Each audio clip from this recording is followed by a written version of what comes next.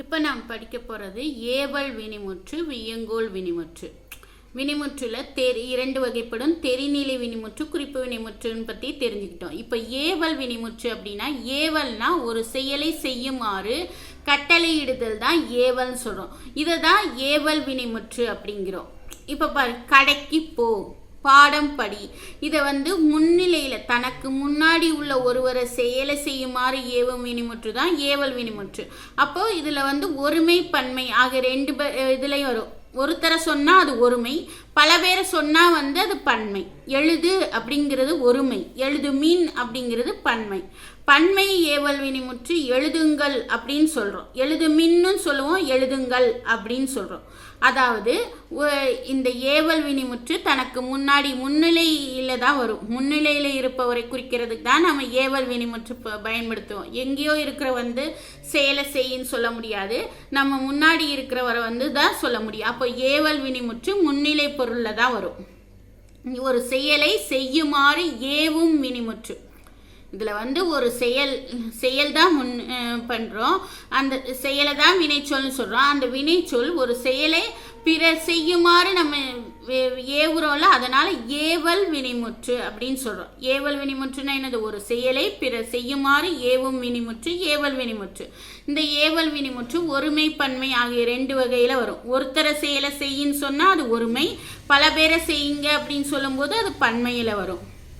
வியங்கோல் வினைமுற்று. வியங்கோல் வினைமுற்று 4 பொருட்களில் வரும்.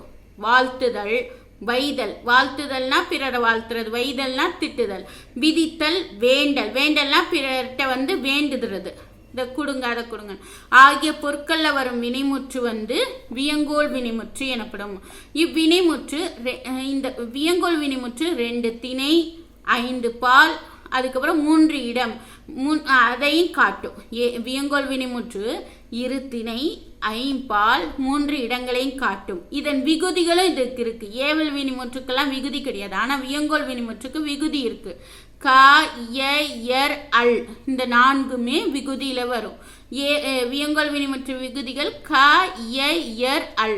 இது எல்லாமே உங்களுக்கு பெரிய கிளாஸில் இப்போ இலக்கண குறிப்பு எழுதுறதுக்கு இது யூஸ் ஆகும். இதை ஞாபகம் வச்சுக்கிட்டீங்கன்னா, வாழ்க அப்படிங்கிறது என்னது? வியங்கோல் வினைமுற்றுன்னு எப்படி எழுதுவீங்க? இந்த விகுதியை வச்சு தான் எழுதுவோம். க, ய, யர், அல் இந்த 4 விகுதியில் வரக்கூடிய எல்லாமே என்னது? 4 விகுதியில் வந்தால் அது வியங்கோல் வினைமுற்று.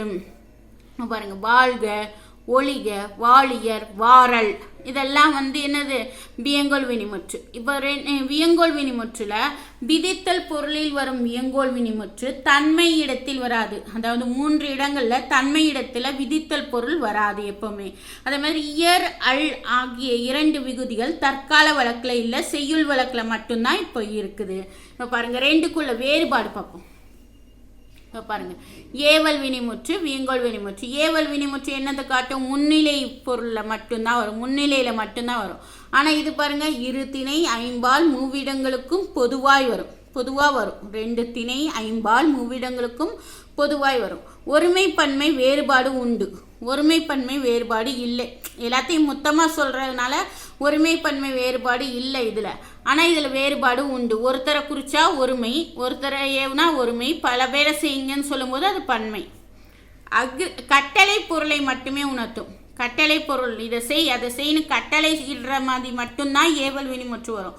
ஆனால் இது பாருங்க, வாழ்த்துறது, வைதல், விதித்தல், வேண்டல் ஆகிய பொருட்களை உணர்த்தும்.